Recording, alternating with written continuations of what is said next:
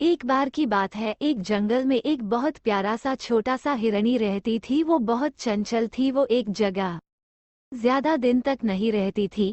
दूसरों हिरणों की तरह उसको झुंड में रहना बिल्कुल भी पसंद नहीं था। इसी कारण वो सारा दिन इधर उधर घूमती रहती थी।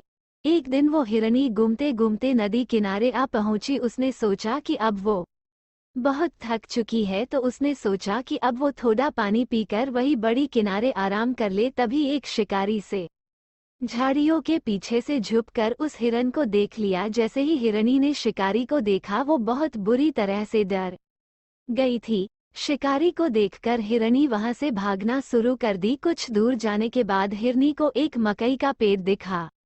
उसने सोचा कि इसके पहले शिकारी आकर मेरा शिकार कर ले, तो उससे पहले ही मुझे इस खेत में जाकर छुप जाना चाहिए और शिकारी मुझे देख नहीं पाएगा और मैं बच जाऊंगी। और इतना कहकर हिरन मकई के पेड़ के खेत में जा छुपी थी। मकई का पेड़ काफी घना था, जिसके कारण हिरनी वो आराम से जाकर छुपी हुई थी। शिकारी ने उसे बहुत खोजा पर वो नहीं मिली। बहुत देर तक खोजने के बाद हिरानी नहीं मिली, तो वो शिकारी बहुत थक चुका था। हिरानी ने सोचा कि अब वो बच जाएगी और उसने सींच की अब तक तो शिकारी भी चला गया होगा। हिरानी बड़े आराम से मकई के पत्तों को खाने लगी। खेत में से आवाज सुनकर शिकारी समझ गया कि हिरनी इसी खेत में छुपी हुई है। शिकारी बिना वक्त गवाए हिरनी की तरफ अपना बाड़ चला दिया और वो बाड़ सीधा जाकर हिरनी को लगा। हिरनी ने सोचा कि जिसने मुझे शिकारी से छिपने के लिए जगह दी, जिसने मुझे सहारा दिया, उसी को मैं खाने लगी। हिरनी ने कहा, मैंने बहुत मूर्खता का